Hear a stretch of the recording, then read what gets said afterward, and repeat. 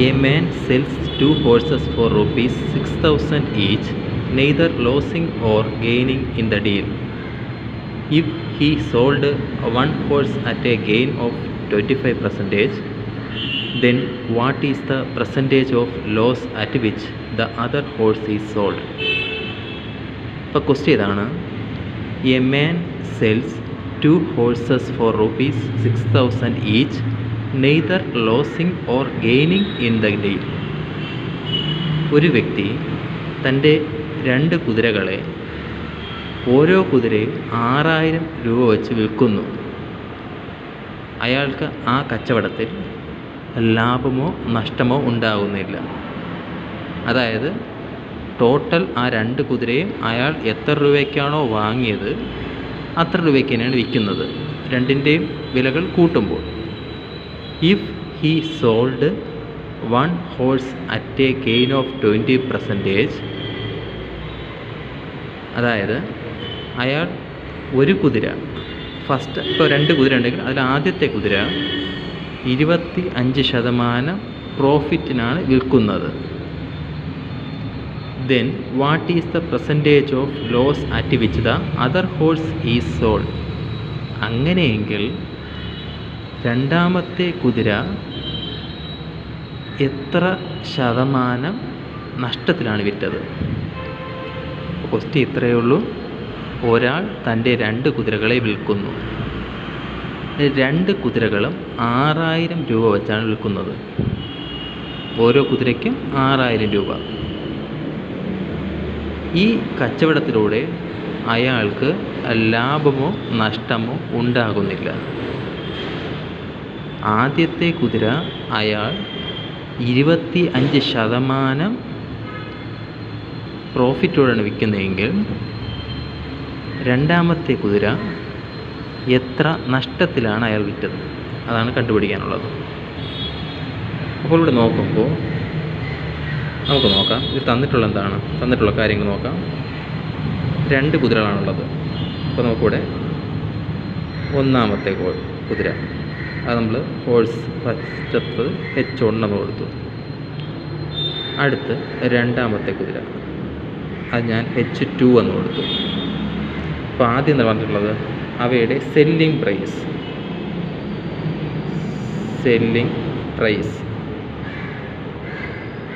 അപ്പോൾ selling price നോക്കുമ്പോൾ രണ്ടിൻ്റെയും സെല്ലിംഗ് പ്രൈസ്, അതിൽ വിൽക്കുന്ന വില എത്രയാണ്? 6,000 തന്നെയാണ്. ആദ്യത്തതും 6,000 രൂപയ്ക്ക് വിൽക്കുന്നു, രണ്ടാമത്തതും 6,000 രൂപ വിൽക്കുന്നു. അപ്പോൾ ഇതൊന്ന് മനസ്സിലാക്കാം, അയാൾക്ക് ടോട്ടൽ കിട്ടിയ എമൗണ്ട് എത്രയാണ്? 6,000 + 6,000, അതായത് 12,000 രൂപയാണ് അയാൾക്ക് ലഭിച്ചത്. റൈറ്റ്? ഇത് ക്വസ്റ്റ്യൻ തന്നിട്ടുള്ളതാണ്. അങ്ങനെയെങ്കിൽ നമുക്ക് കണ്ടുപിടിക്കാനുള്ളതാണ് കോസ്റ്റ് പ്രൈസാണ് കണ്ടുപിടിക്കാനുള്ളത്. കോസ്റ്റ് പ്രൈസ്, അതായത് അയാൾ എത്ര രൂപയ്ക്കാണ് വാങ്ങിയത് എന്ന് കണ്ടുപിടിച്ചാൽ നമുക്ക് അതിൽ നിന്നും രണ്ടാമത്തെ കുതിരയുടെ നഷ്ടം കണ്ടുപിടിക്കാൻ പറ്റും. റൈറ്റ്? അപ്പോൾ നമുക്ക് ഇത് രണ്ടും അറിയില്ല. രണ്ടിൻ്റെയും അയാൾ എത്ര രൂപയ്ക്കാണ് വാങ്ങിയെന്നറിയില്ല, പക്ഷേ വിറ്റത് അറിയാം. റൈറ്റ്? അപ്പോൾ ഇവിടെ നോക്കുമ്പോൾ ഒരു ചെറിയൊരു ക്ലൂ തന്നിട്ടുണ്ട്. എന്താണ്? ഒന്നാമത്തെ കുതിര വിറ്റപ്പോൾ അയാൾക്ക് 25% ലാഭമുണ്ടായി. വിറ്റത് എത്ര രൂപയ്ക്കാണ്? 6,000 രൂപയ്ക്കാണ്. റൈറ്റ്? അപ്പോൾ അത് നമ്മളെങ്ങനെ കണ്ടുപിടിക്കാം? അതായത് 25% ലാഭം ഉണ്ടാകണമെങ്കിൽ ആ കുതിരയുടെ, ആദ്യത്തെ കുതിരയുടെ വില എത്രയാണോ അതിൻ്റെ 125%മാണ് 6,000. റൈറ്റ്? അയാൾ വാങ്ങിയത് 100% വിലയ്ക്ക്, വിൽക്കുന്നത് എത്രയാണ്? 25% വില കൂട്ടിയാണ് വിൽക്കുന്നത്. അപ്പോൾ ഈ 6,000 എന്ന് പറയുന്നത് ആദ്യത്തെ കുതിരയുടെ വിലയുടെ 125%. അപ്പോൾ 100% നമുക്ക് കണ്ടുപിടിക്കാം.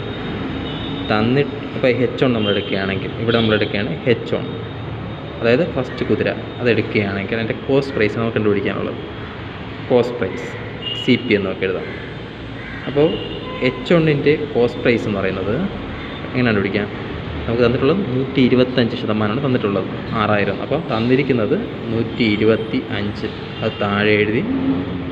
കണ്ടുപിടിക്കാനുള്ളത് 100% ഇൻറ്റു തന്നിരിക്കുന്ന എമൗണ്ട് 6000.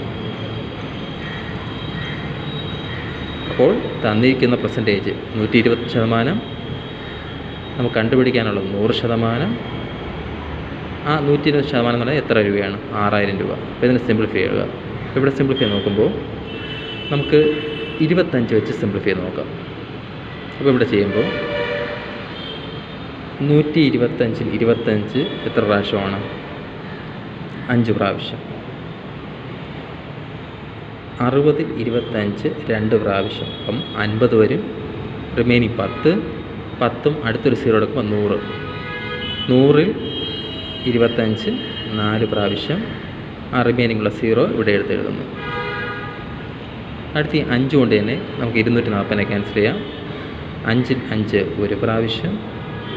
24ൽ 5 4 പ്രാവശ്യം. റിമൈനിങ് 4. 4ഉം 0യും.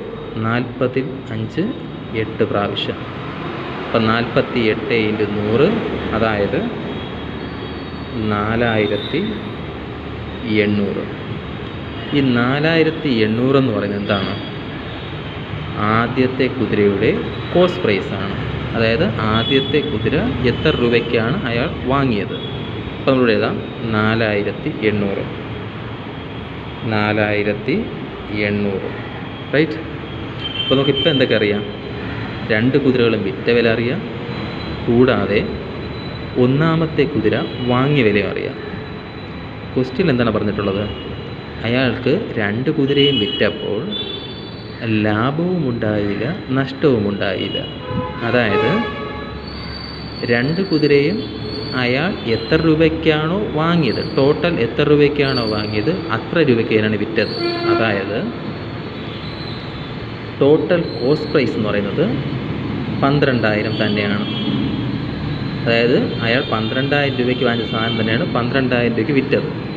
അപ്പോൾ അവിടെ നഷ്ടമോ ലാഭമോ ഉണ്ടായില്ല. അങ്ങനെയെങ്കിൽ നമുക്ക് എന്ത് കണ്ടുപിടിക്കാം? രണ്ടാമത്തെ കുതിരയുടെ കോസ്റ്റ് പ്രൈസ് എത്രയാണ്? ഈ 12000ൽ നിന്ന് 4800 കുറച്ചാൽ മതി. അതായത് 7200 വരും. 7200. ടോട്ടൽ പറഞ്ഞിട്ടുണ്ട് 12000 രൂപ. അതിൽ ആദ്യത്തെ കുതിരയുടെ വില 4700. അപ്പോൾ റിമൈനിങ് വരുന്നത് 7200. അപ്പോൾ നമുക്കറിയാം കോസ്റ്റ് പ്രൈസ് രണ്ടാമത്തെ കുതിരയുടെ വാങ്ങിയ വില 7200 നമുക്ക് കണ്ടുപിടിക്കാനുള്ളത് എന്താണ്? എത്ര ശതമാനം നഷ്ടത്തിലാണ് വിറ്റത്. റൈറ്റ്. അപ്പം എങ്ങനെ കണ്ടുപിടിക്കാം? H2വിൻ്റെ നഷ്ടശതമാനം നമ്മൾ കണ്ടുപിടിക്കാനുള്ളത്. H2വിൻ്റെ നഷ്ടശതമാനം. റൈറ്റ്. അപ്പോൾ ഇവിടെ നോക്കുമ്പോൾ എത്ര രൂപയ്ക്കാണ് വാങ്ങിയത്? 7200 രൂപയ്ക്ക്. 7200 രൂപയ്ക്ക്. എത്ര രൂപയൊക്കെ നഷ്ടമായി? അയാൾ 6000 രൂപയ്ക്കാണ് വിറ്റത്. അതായത് 7200 രൂപയ്ക്ക് വാങ്ങിയൊരു സാധനം 6000 രൂപയ്ക്ക് വിൽക്കുമ്പോൾ നഷ്ടം എത്രയാണ്? 1200. അപ്പോൾ 1200 മുകളിൽ എഴുതി. ഇൻറ്റു ശതമാനമാണ് കണ്ടുപിടിക്കാനുള്ളത്. അതുകൊണ്ട് ഇൻറ്റു 100. ഇനി ഇതിനെ സിംപ്ലിഫൈ ചെയ്യുക. ഇവിടെ ചെയ്യുമ്പോൾ 0 2 0 ക്യാൻസൽ ചെയ്തു. 2 0 ക്യാൻസൽ ചെയ്തു. 12 കൊണ്ട് നോക്കുമ്പോൾ 12ൽ 12 1 പ്രാവശ്യം. 72ൽ 12 6 പ്രാവശ്യം. അപ്പോൾ റിമൈൻ വരുന്നത് 100/6. ഇതിനെ സിംപ്ലിഫൈ ചെയ്യാം. 2 കൊണ്ട് ക്യാൻസൽ ചെയ്യുമ്പോൾ 6ൽ 2 3 പ്രാവശ്യം. 100ൽ 2 50 പ്രാവശ്യം. റൈറ്റ്. അപ്പോൾ റിമൈനിങ് എന്താണ്? 50/3. നമുക്കിതിനെ സിംപ്ലിഫൈ ചെയ്ത് നോക്കാം. 50 3 5ൽ 3 1 പ്രാവശ്യം. 1 3 റിമൈനിങ് 2 0 എടുത്തു. 20ൽ 3 6 3 18 റിമൈനിങ് 2. റൈറ്റ്. ഇതിനെങ്ങനെ എഴുതാം? മിക്സഡ് ഫ്രാക്ഷനായിട്ട് എഴുതുമ്പോൾ ഹരണഫലം എത്രയാണ്? 16. അതുപോലെ എഴുതി റിമൈൻഡർ അതായത് 2 ശിഷ്ടം മുകളിൽ എഴുതി ഏത് നമ്പർ കൊണ്ടാണ് ഹരിക്കുന്നത് അതിനെ താഴെ എഴുതി. പെർസെൻറ്റേജ് 16 3/2% നഷ്ടശതമാനം. റൈറ്റ്. അതായത് 7200 രൂപയ്ക്ക് വാങ്ങിയ ഒരു കുതിരയെ 6000 രൂപയ്ക്ക് വിറ്റാൽ അവിടെ നഷ്ടശതമാനം എന്ന് പറയുന്നത് 16 3/2%. അപ്പോൾ ആദ്യത്തെ കുതിര 25% പ്രോഫിറ്റിൽ വിറ്റു, രണ്ടാമത്തെ കുതിര 16 3/2% നഷ്ടത്തിൽ വിൽക്കുന്നു. ഓക്കെ. ഇതൊരു ഡിഗ്രി ലെവൽ പ്രീവിയസ് ക്വസ്റ്റ്യൻ ആണ്. ഇപ്പോൾ ക്വസ്റ്റ്യൻ ഇതാണ്: mister X and mister Y started a business by investing annually an amount of rupees 2,50,000 and rupees 5 lakh respectively. After 1 year, Mr. X additionally invested rupees 2,50,000 in the business. Meanwhile, Mr. Y withdrew an amount of rupees 1 lakh from the business. At the end of 2 years, if the total profit was rupees 6,60,000, the profit of each is. ഇപ്പോൾ question ഇതാണ്: mister X and mister Y started a business by investing annually an amount of rupees 2,50,000 and rupees 5 lakh respectively. അപ്പോൾ X എന്ന് പറയുന്ന ഒരു വ്യക്തിയും Y എന്ന് പറയുന്ന വേറൊരു വ്യക്തി, അങ്ങനെ 2 വ്യക്തികൾ ഒരു ബിസിനസ് ആരംഭിക്കുന്നതിനായി എക്സ് 2,50,000 രൂപയും വൈ 5 ലക്ഷവും ഇൻവെസ്റ്റ് ചെയ്യുന്നു. അപ്പം എക്സ് വൈ എന്നീ 2 വ്യക്തികൾ ഒരു ബിസിനസ് ആരംഭിക്കുന്നു. ഈ ബിസിനസ് ആരംഭിക്കുന്നതിനായി എക്സ് 2,50,000 വൈ 5 ലക്ഷം രൂപയും ഇൻവെസ്റ്റ് ചെയ്യുന്നു. After 1 year, mister X additionally invested rupees 2,50,000 in the business. 1 വർഷത്തിന് ശേഷം മിസ്റ്റർ എക്സ് 2,50,000 രൂപ കൂടി ഇതിൽ ഇൻവെസ്റ്റ് ചെയ്യുന്നു. Meanwhile mister Y withdraw an amount of rupees 1 lakh from the business. അതേസമയം വൈ ആണെങ്കിൽ അയാൾ നേരത്തെ ഇൻവെസ്റ്റ് ചെയ്ത എമൗണ്ടിൽ നിന്നും 1 ലക്ഷം രൂപ വിഡ്രോ ചെയ്യുന്നു. At the end of 2 years, if the total profit was rupees 6,60,000, the profit of each is. 2 വർഷത്തിൽ അവസാനിച്ചപ്പോൾ ഇവർ കിട്ടിയ പ്രോഫിറ്റ് എന്ന് പറയുന്നത് 6,60,000 രൂപയാണെങ്കിൽ ഓരോരുത്തർക്കും പ്രോഫിറ്റിൻ്റെ എത്ര വിഹിതമാണ് ലഭിക്കുന്നത്? അപ്പം ഇത്രയേ ഉള്ളൂ ക്വസ്റ്റ്യൻ. എക്സ് വൈ എന്നീ 2 വ്യക്തികളുണ്ട്. ഇവർ ഒരു ബിസിനസ്സിനായി ഇൻവെസ്റ്റ് ചെയ്യുന്നു. എക്സ് 2,50,000 ഇൻവെസ്റ്റ് ചെയ്തപ്പോൾ വൈ 5 ലക്ഷം രൂപ ഇൻവെസ്റ്റ് ചെയ്യുന്നു. 1 വർഷം കഴിഞ്ഞപ്പോൾ എക്സ് ഒരു 2,50,000 കൂടി ഇൻവെസ്റ്റ് ചെയ്യുന്നു. അതേസമയം വൈ ആണെങ്കിൽ ആൾറെഡി ഇൻവെസ്റ്റ് ചെയ്ത എമൗണ്ടിൽ നിന്ന് 1 ലക്ഷം രൂപ വിഡ്രോ ചെയ്യുന്നു. 2 വർഷം കഴിഞ്ഞപ്പോൾ അവർക്ക് കിട്ടിയ ടോട്ടൽ പ്രോഫിറ്റ് എന്ന് പറയുന്നത് 6,60,000 രൂപ ആണെങ്കിൽ ഓരോരുത്തർക്കും കിട്ടിയ പ്രോഫിറ്റ് തുക എത്രയാണ്? പ്രോഫിറ്റിൻ്റെ വിഹിതം എത്ര രൂപയാണ് കണ്ടുപിടിക്കാനുള്ളത്? അപ്പോൾ നോക്കാം. ഇതിൽ 2 വ്യക്തികളാണുള്ളത്, എക്സും വൈയും. റൈറ്റ്. അപ്പോൾ ഫസ്റ്റ് ഇയർ എടുക്കുമ്പോൾ ഫസ്റ്റ് ഇയർ എടുക്കുമ്പോൾ എക്സ് എത്ര രൂപയാണ്? 2,50,000 രൂപ ഇൻവെസ്റ്റ് ചെയ്യുന്നു. അതേസമയം Y ആണെങ്കിൽ 5 ലക്ഷം രൂപ ഇൻവെസ്റ്റ് ചെയ്യുന്നു. അപ്പോൾ എക്സ് ഫസ്റ്റ് ഇയറിൽ 2,50,000 ഇൻവെസ്റ്റ് ചെയ്യുന്നു, Y 5 ലക്ഷം രൂപ ഇൻവെസ്റ്റ് ചെയ്യുന്നു. സെക്കൻഡ് ഇയർ ആയപ്പോൾ എക്സ് എത്ര രൂപ കൂടി ഇൻവെസ്റ്റ് ചെയ്യുന്നു? 2,50,000 കൂടി. അപ്പോൾ രണ്ടാമത്തെ വർഷം അയാളുടെ ടോട്ടൽ ഇൻവെസ്റ്റ്മെൻറ്റ് എത്രയാണ്? 5 ലക്ഷം രൂപ.